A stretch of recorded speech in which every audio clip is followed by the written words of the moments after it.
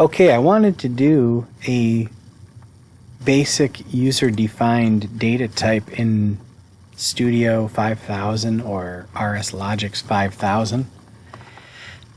This is a version 20, and I have a version 30 right here that we're going to be working with. So I'm going to start with the version 20. This is offline. I am fairly confident you can go online and do this. So let's find out. New data type. Let's call it custom UDT. Okay, so that's under user defined. And then it's going to be, items that you want. I'm going to give you some tips on how to organize them here. And I'll just talk through that as I go. So these things are a double integer based system. So if you watch this data type size right here, I want to show you how you can compress your data if you want to, because this could get important if you're making arrays of your UDTs, especially if you have booleans and other and strings and things, because you can make a user defined data type that contains user defined data types, for example, and even arrays of them. So packing the data is actually kind of important. So if you say, let's create something called boolean 1, and we'll make it a boolean. Now, watch what happens to the bytes. So bool is obviously 1 bit. But if I apply this, it reserves 4 bytes. All right. Bool 2, bool, apply it, still 4 bytes. Now if I do a single integer, let's say 1, single integer, that can be packed in there as well, so that we haven't reserved any more information. Now, let's add a double integer. All right. Now it has used 2 bits from the first byte. It has used the second full byte. And then it has said, well, I can't use any more from this first double integer, so it created a second double integer called double integer in this case. Let's change it to 1. Okay? Now let's say I'm building up my requirements and I decide I need another boolean. So I make boolean 3.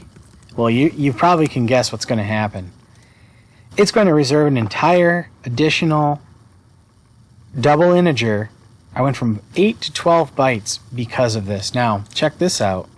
If I drag this up to here and I apply it, sure enough, it recompiles this into the 3rd bit of the first single integer, really, byte. All right. So, a timer data type is, we're going to go from 8 to 20 because a timer is these things. But notice how they are arranged. The booleans are together and the integers are together. They could have made this even bigger if they had done a double integer, a boolean, a double integer, and then 2 booleans. It would have been even larger data type. Okay, so that's important to get this stuff piled up the best you can. Of course, strings are a whole different ball game. They are they're relatively large. They're 82 bytes, I believe, or something like that. I can't remember, but they're not particularly small. So then if you make an array of strings, they can get kind of lossy as well. All right, so we're going to have custom UDT containing this. Okay, so now we've created it, and you can see it here. Now that's a type. It is not an actual tag. So once you've created it, called this, we now need to go, we've got to go to controller tags or wherever you wanted to go. Maybe you wanted to go to program tags. I don't know. If you're going to consume these, which was the last project I did, I don't think you probably want it to be a program tag. It might have to be a controller tag. I don't know. But let's go in here and let's do, data custom as a tag name, and then data type is going to be custom UDT. Okay? Alright, so you've now created an actual tag, maybe custom data, I don't know, 1. And now you can make data custom array, and it's going to be custom UDT, and then it'll be 10 of them. Okay? So now, my mouse is double clicking, and I'm sorry about that. Now you'll see here's all the components of a custom UDT, but now here's 10 of them in an array. All right, so you can see if you don't optimize this UDT order in here, you can see when you start adding arrays, you can really get way wild with your memory waste. All right, because as I was saying, you could create a new user type. Let's just do that. Why not?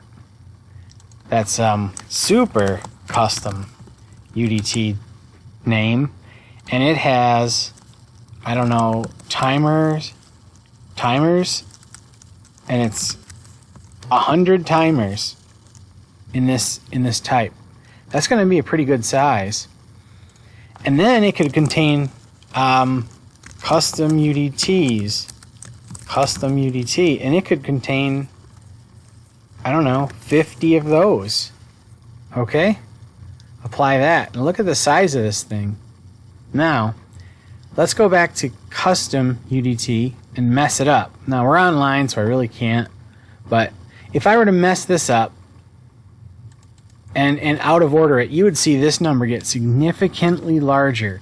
And back in the day when we had like L24, really small controllers, 500 MB, this could be a real problem, especially with your SCADA systems if they were using a lot of string types.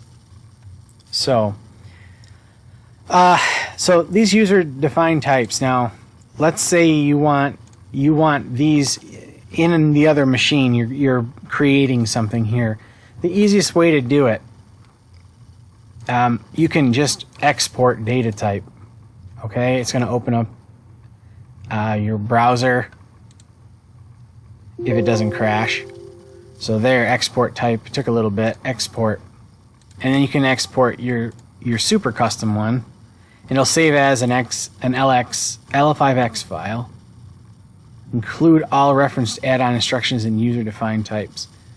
Okay, so that's going to package up. So this is going to package up. This custom UDT will actually also be inside of there. So if I were to import this, it should actually create the custom UDT user-defined type in the other machine as well. So over here in this one, and I'm offline, you can see I have no user-defined types. Now if I go, I think I'm going to go online just so you can see. I think you can do it online. You can import a data type. And there's my, I'm not going to know where to go.